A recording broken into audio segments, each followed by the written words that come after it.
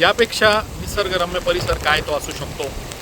आपला पले लोक, आपला उत्तर महाराष्ट्राचा भाग, चांदवड तालुक्यातला राजदारवाडी, माझ्याबरोबर जितेंद्र लाड आहेत ज्यांचा ह्या विषयावरती विशेष असा अभ्यास आहे. खरं म्हणजे खरं सांगायचं झालं तर मुख्य रस्त्यात 12 ते 13 किलोमीटरमध्ये आहोत आणि हे लाडसाहेब मी आपल्याला डिस्टर्ब करतो. आपण फक्त 12 ते 13 किलोमीटरमध्ये आहोत. येस 100%. आणि यातला सगळ्यात महत्त्वाचा भाग हा निसर्ग ज्याला आपण व्हर्जिन म्हणू शकतो, म्हणजे हा अंतच आहे. आणि इथं कुठेही लोकांनी आजपर्यंत जो टिपिकल पर्यटन स्थळावर घाण कचरा असं जे आपल्याला आढळतं तिथे इथं काहीही नाही. हा यात आहे म्हणजे खळखळतं पाणी, वाहते ओढे, सुंदर असं वातावरण, 100%. अगदी 14-15 डिग्रीचं टेम्परेचर आणि समोर असलेला नदीचा बंधारा. हा सेक्टरचा जो आपण पुढच्या बाजूने किनारपट्टीचा काही भाग येऊ शकतो. आम्ही आता ज्या ठिकाणी आहोत तो राजदरवाडी इथे इंद्राईचा या भागात राघोबा दादांना हा किल्ला मग हवे धडावे हा जो काही इतिहासातला शिकलेला भाग आहे.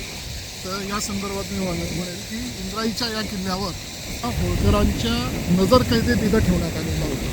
हा तो सगळा भाग आहे. तर हाच तो इंद्रायणीचा किल्ला आहे. हा जो समोर दिसतोय आपल्या कॅमेऱ्याच्या दृष्टीत जो येतोय तोच राजदारवाडीचा किल्ला आहे. आणि ह्या गावाचं मी आणखीन एक वैशिष्ट्य, अतिशय दर्जेदार असा खवा मिळतो, म्हणजे ज्याला आजच्या भाषेत असा ऑर्गॅनिक दर्जाचा खवा इथं मिळत असतो. शिष्टाचा भाग म्हणजे या किल्ल्याचं जर वैशिष्ट्य सांगायचं झालं तर मेंढ्या, शेळ्या आणि इतर जनावरं जे जंगली वनस्पती किंवा गवत खाऊन ज्या वाढवतात तर त्याचा तो खवा असतो. आणि ज्या लहानपणी जेव्हा फार खवे वगैरे मिळायचे नाही तेव्हा आपण जे लहानपणी एक चविष्ट गुलाबजाम खायचो किंवा चांदवडचे कंदीपेढ्या खायचो, तर तो खवा हा कुठला स्पेशालिटी होऊ शकते. म्हणजे माझं असं मत आहे की त्याला GI टॅगिंगसुद्धा होऊ शकतं.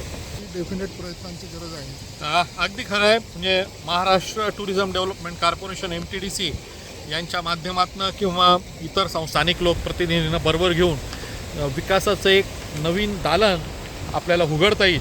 आणि ज्या दालनाच्या माध्यमातून रोजगाराच्या प्रचंड संधी तर मिळतील, पण त्याहीपेक्षा महत्त्वाचं म्हणजे आज पर्यटनासाठी आपण जे 400-500 किलोमीटर लांब जातो तो आपला त्रास शिशिर हिरे माझ्याबरोबर जितेंद्र लाड. नमस्कार. थँक्यू.